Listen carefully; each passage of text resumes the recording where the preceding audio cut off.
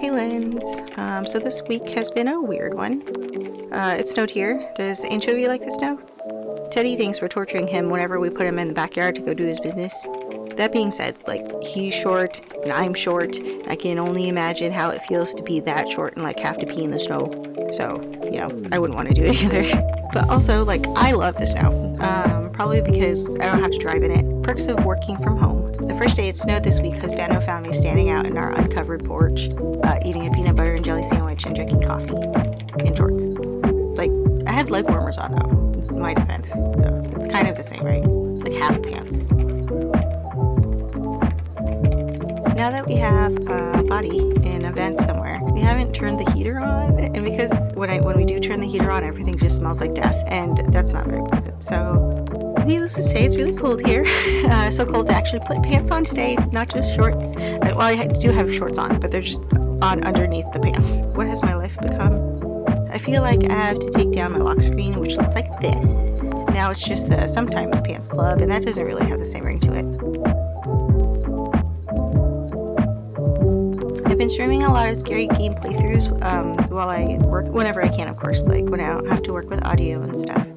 Some of those guys are really funny. How do you get to be that funny while playing scary games? My scary gaming experience just consists of me screaming at jump scares and screaming while I fall down hills and cliffs and ledges and mountains, getting in my head too much and completely messing up the timing every time I have to jump anywhere, and me critiquing every decision I ever have to make or every decision that I do make when I actually have to make a decision. Apparently my decision is always fall down a cliff. Why?